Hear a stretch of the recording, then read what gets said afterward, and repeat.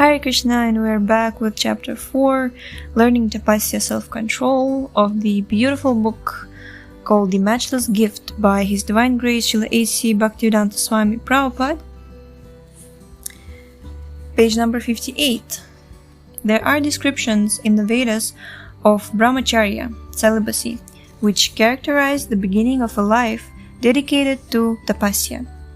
Smaranam kirtanam kelih prekshanam guhya bhashanam sankalpo dhyavasayascha kripa kriya nivrittirevacha. Sridhar 6.1.12. To properly execute celibacy, one should not even think or even talk of sex life. Reading modern literature and newspapers which are filled with sexual material is also against the principles of brahmacharya. Similarly, indulging in sex in any way, looking at and whispering with girls, and determining or endeavoring to engage in sex life are all against the principles of brahmacharya. One executes real brahmacharya when all these activities come to a halt. By austerity, celibacy, and control of the mind and senses, one can advance in pure life. Similarly, advancement can be made through charity properly directed. That is called tyaga, renunciation.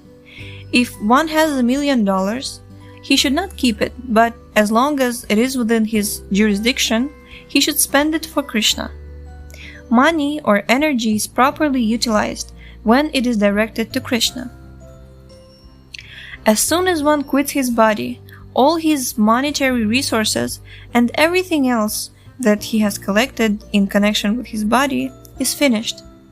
For the spirit soul transmigrates to another body, and one does not know where the money which he earned in his previous body is being kept or how it is being spent. A person may leave the world declaring how the money should be spent by his sons or heirs, but even if one leaves millions of dollars, in his next life he has no claim to it. Therefore, as long as it is in one's hand, it is better to spend it for a good purpose. If one spends it for bad purposes, he becomes entangled. But if he spends it for good purposes, he gets good in return. This is very clearly stated in Bhagavad Gita. Bhagavad Gita explains that there are 3 kinds of charity. Charity in the mode of goodness, passion, and ignorance. A person in the mode of goodness knows where charity should be given. In Bhagavad Gita, Krishna says, Samaham sarva bhuteshu namedveshyosti na priyaha ye bhajanti tumam bhaktya mai teteshu chapyaham. I envy no one, nor am I partial to anyone. I am equal to all. But whoever renders service unto me in devotion is a friend, is in me, and I am also a friend to him. Bhagavad Gita 9.29. Krishna is not in want of money, for he is the original proprietor of everything. Ishavasya midam sarvam, Isha Upanishad Mantra 1. But still he asks us for charity. For example, Krishna, in the guise of Vamana, a dwarf Brahmana, went to beg from Bali Maharaj.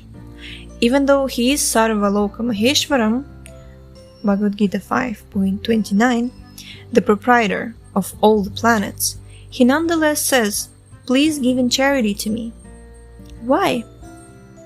It is for our interest, for the sooner we return Krishna's money to Krishna, the better situated we will be. Of course, this may not be very pleasant to hear, but actually we are all thieves, for we have stolen God's property. If one who has something is not God conscious, it is to be understood that he has stolen God's property. That is the nature of material life. If this is considered thoughtfully, and if one comes to real knowledge, he will realize that if we do not understand God, whose property we're using, whatever we possess is stolen property. It is also stated in Bhagavad Gita that if one does not spend his money for yagya or sacrifice, he is understood to be a thief. Yobungtestena eva sa. Bhagavad Gita 3.12.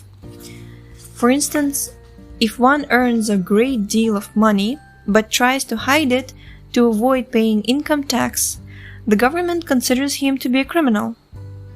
He cannot say, "I have earned this money, why shall I pay tax to the government?" No, he must pay or risk punishment. Similarly, in the higher sense, everything we have is Krishna's or God's, and it must be utilized in accordance with his desires.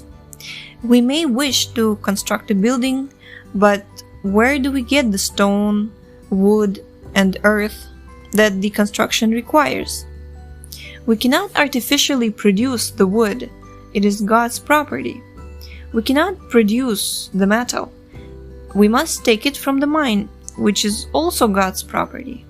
The earth and the bricks which are made from it are also God's. We simply give our labor, but that labor is also God's property. We work with our hands, but they are not our hands, but God's. For when the power to use the hand is withdrawn by God, the hand becomes useless. We should use this great opportunity, human life, to understand all these points which are mentioned in the authoritative books of Vedic knowledge, like Srimad Bhagavatam and Bhagavad Gita. In the Bhagavatam, Shukadeva Goswami declares that real atonement necessitates thoughtfulness, sobriety, and meditation. Okay, it's just beautiful. Let's read it again. So real atonement necessitates thoughtfulness, sobriety, and meditation. Jai, so it's not just self-hate and pity. Okay, Jai. Actually, I will have a separate episode where I will have reflections on the book. So I will try to keep these thoughts to a minimum. I just really love this. One must consider whether he is the body or whether he is transcendental to the body. And one must try to know what God is. These ideas are to be studied in Krishna consciousness. We should not be frivolous or waste time. If one wants this knowledge, he has to practice austerity, tapasya. And the beginning of tapasya, as already explained, is brahmacharya, celibacy, or restricted sex life. The pivot of material attraction is sex, not only for human society, but for animal society also. Sparrows and pigeons have sex 300 times daily, although they are strict vegetarians, and the lion, which is not a vegetarian, has sex only once a year. Spiritual life is not a question of vegetarianism, but of understanding higher knowledge. When one comes to the platform of elevated knowledge, he naturally becomes a vegetarian. Panditah Samadarshana, Bhagavad Gita 5.18. One who is very highly learned does not distinguish between a learned scholar, a brahmana, an elephant, a dog, and a cow. He is Samadarshi. His vision enables him to see them all equally. How is this? He does not see the body, but the soul, the spiritual spark, Brahman. He thinks, here is a dog, but it is also a living entity, although by his past karma he has become a dog. And this learned scholar is also a living spark, but he has taken good birth because of his past karma. When one comes to that position, he does not see the body, but the spiritual spark, and he does not distinguish between one living entity and another. Actually, we do not make distinctions between carnivores and vegetarians, for the grass has life, just as the cow or the lamb. A guideline, however, should be the Vedic instruction, given in Ishopanishad. Ishavasyamidam sarvam yatkincha jagatyam jagat tena tyaktena bunjitaha magridha kasya svidhanam. Everything animate or inanimate that is within the universe is controlled and owned by the Lord. One should therefore accept only those things necessary for himself, which are set aside as his quota. And one must not accept other things, knowing well to whom they belong. Ishopanishad Mantra 1. Since everything is the property of the Supreme Lord, one can only enjoy what is allotted to him by the Lord, and one cannot touch another's property. According to Vedic life and according to all Vedic scriptures, a man should live on fruits and vegetables, for his teeth are made in such a way that these can be easily eaten and digested. Although it is nature's law that one has to live by eating other living entities, jiva jivasya jivanam, one must use discretion. Fruits, flowers, vegetables, rice, grain, and milk are made for human beings. Milk, for example, is an animal product, the blood of an animal transformed, but the cow delivers more milk than is needed by her calf. Therefore, milk is intended for a man. Man should simply take the milk and let the cows live, and thus following nature's law, man will be happy. Tena tyaktena bunjita. Ishopanishad Mantra 1. One should take whatever God allots to him, and thus live comfortably. We have to elevate our consciousness through this science of Krishna. Charity is within everyone's heart, but we do not know how to make the best use of it. Whatever we spend in terms of energy should be for Krishna, for it all belongs to him. By spending for Krishna, one will not be a loser. Krishna is so kind that when we offer him food, he accepts and yet leaves everything for us to eat.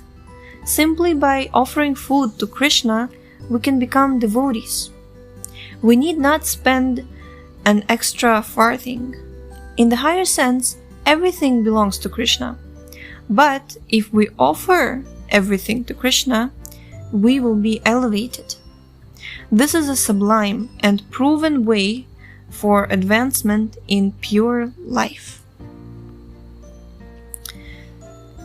Jai, so we have completed chapter 4, and in the next episode we will be starting chapter 5, learning steadiness in Krishna consciousness. Jai, I guess, after this chapter, definitely it's like Krishna consciousness is fully accepted. So we just need to learn how to become steady in it. Thank you so much for tuning in, and we will see you next time.